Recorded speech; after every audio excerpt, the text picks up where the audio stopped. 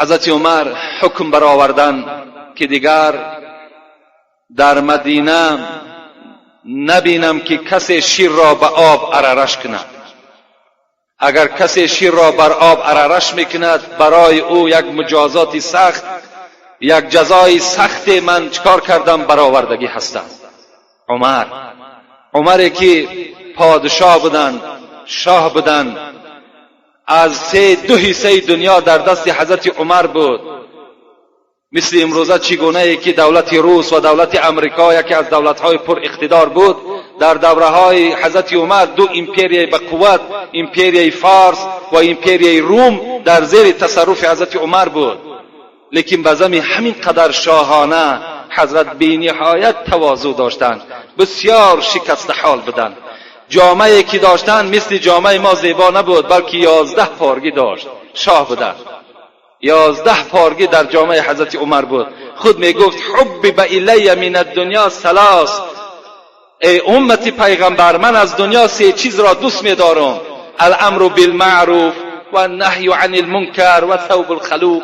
دوست می دارم که هر جا نشینم امر معروف کنم، نهی از منکر کنم و لباسی که کندگی باشد، پارگی داشته باشد، این من دوست می دارم. حضرت باشیچگاه نداشتند، قصر نداشتند.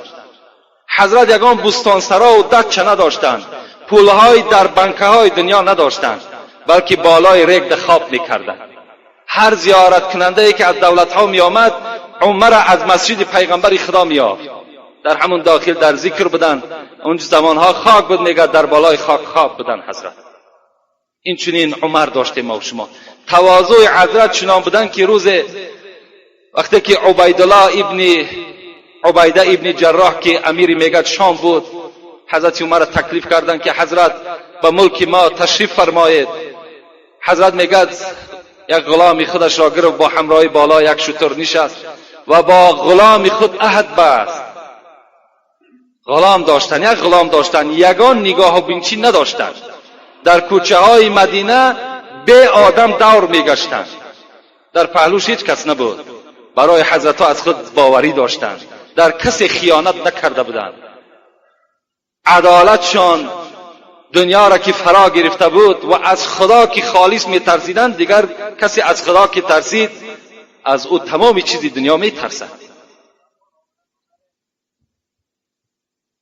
میگد با غلام خود مشورت کردند که غلام گفتند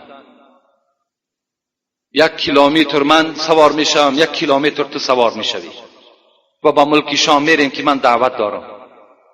و این عهد و پیمان رعایت میشد. وقتی که به نزدیک شام آمدند نوبت غلام شد و غلام میگه بالای شتر سوار کردن حضرت عمر رو. خود میگه از همون زیمان بگیم یا از همون بنده که شتر بستگی بود از اون داشتن و بین میگه یک دریاچه بود، پاچه ها را حضرت بلند کردن به همون میگه دریا گذشتند. از اون طرف عبیده ابن جراح که امیر همون شهر بود، یکی از 10 مبشره بودن. اینا 10 نفری بودن که رسول الله در حال حیات گفته بودن که شما جنتی هستین. این یکتش عبیده بود.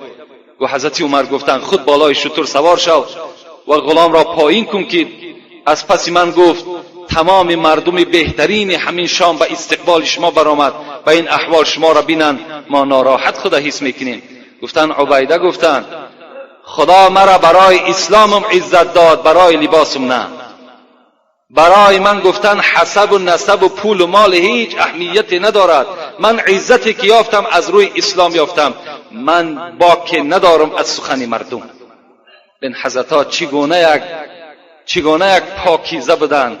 کاش که خداوند امروز تمام رهبریت ما و شما را، تمام پیشواهای ما و شما را، ذره از این عدالت عمر در دلشان جا کند که حق رعیت پایمال نکنند.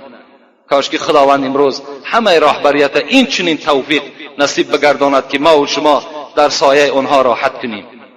حضرت میگد حکم برآوردن شیر به آب ارارش کرده نشود.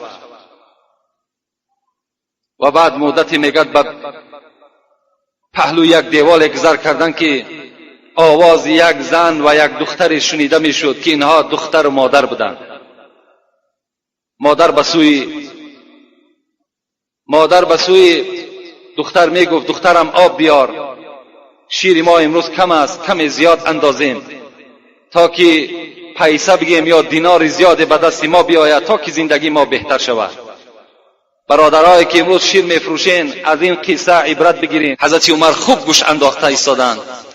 دختر میگه به سوی مادر گفتند من شنیدم که امیرالمؤمنین یک جزای سخت برای کسانی که آب در شیر عررش میکنند برآورد، زیرا که رسول اکرم گفته بود کسی که آب در شیر عررش میکند روز قیامت همون کاسه در پیشش گذاشته میشود و خدا بر او امر میکند شیر را از آب جدا کن. آیا بنده میتواند جدا کرده؟ میگه مادر گشت گفت، دخترم گفت من هم گفت شنیده بودم از قانون عمر، لیکن الحال عمر نیست، خانه خالی است، کسی نیست. این دختر میگه گشته گفتند این کان امیر المؤمنین لا یرانا. مادر عزیز گفتند اگر ما و شما را الحال امیر المؤمنین ندیده ایستاده باشد، فرب امیر المؤمنین یرانا، خدای امیر المؤمنین ما را نظارت کرده ایستاده است. امیر المؤمنین ندیده ایستاده است، خدا کو نظارت دارد، خدا میبیند، خدا آشکارا و پنهان نگاه میکند. برای خداوند پرده و شب و روز فرقی ندارد، در همه صورت دیده ایستاده است. ما چیکار میکنیم؟